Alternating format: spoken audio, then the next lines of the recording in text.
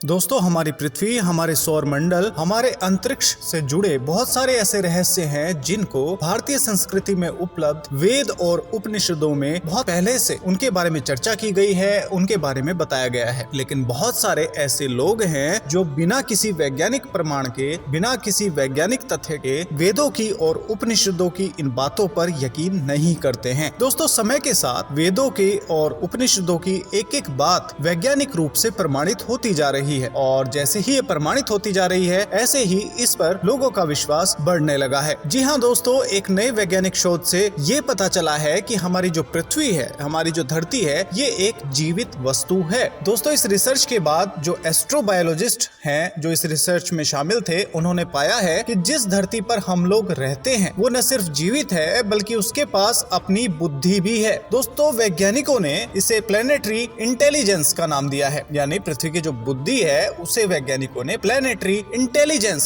कहकर पुकारा है, जिसमें किसी भी ग्रह के पास सामूहिक ज्ञान से लेकर जानने समझने की क्षमता की बात भी की गई है। दोस्तों, आपकी जानकारी के लिए बता दूं कि इस रिसर्च को इंटरनेशनल जर्नल ऑफ एस्ट्रोबायोलॉजी में प्रकाशित किया गया है। बता दें कि वेदों में ही पृथ्वी को जीवित मानते हुए इसे भूदेवी कहा गया है। अथर्ववेद में लिखा है कि पृथ्वी सिर्फ एक वस्तु नहीं बल्कि जीवित प्राणी है। इस रिसर्च पेपर में वैज्ञानिकों ने कहा है कि ऐसे कई सबूत मिले हैं जो बताते हैं कि पृथ्वी में फंजाई का अंडरग्राउंड नेटवर्क मौजूद है और ये आपस में लगातार बातचीत करते रहते हैं। इससे ये रेखांकित किया गया है कि धरती के पास अपनी अदृश्य बुद्धिमत्ता मौजूद है, यानी कि इनविजिबल इंटेलिजेंस मौजूद है। इस पेपर को तैयार करने वाले यूनिवर्सिटी ऑफ रोचेस्टर के एडम फ्रैंक ने बताया कि हम सामुदायिक रूप से ग्रह के इंटरेस्ट में उन्हें प्रतिक्रिया नहीं दे सकते। दरअसल एडम फ्रैंक का इशारा उन मानवीय गतिविधियों की तरफ था जिससे पृथ्वी पर असर पड़ रहा है। दोस्तों, धरती में यह बदलाव मानवीय गतिविधियों की वजह से पर्यावरण, प्रदूषण और संसाधनों के दोहन से आ रहे हैं। रिसर्च करने वाले वैज्ञानिकों का कहना है कि पृथ्वी की बुद्धि और ज्ञान को समझकर हमें इसका ज्ञान होगा कि हम इसके साथ कैसा व्यवहार करें और इसकी मदद करने के साथ साथ संसाधनों का उपयोग किस तरह से करें। दोस्तों, वैज्ञानिकों का यहाँ तक मानना है कि इस रिसर्च की मदद से अब मानवों को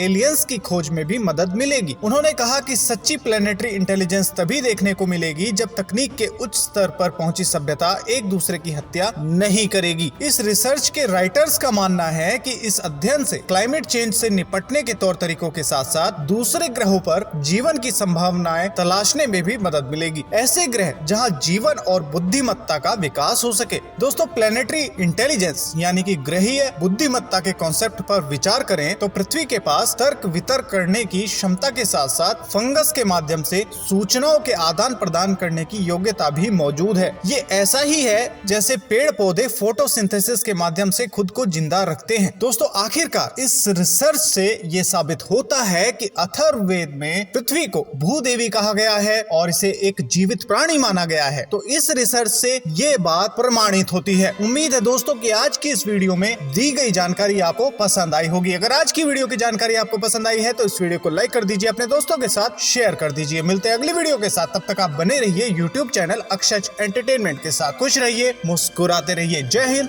वंदे मातरम।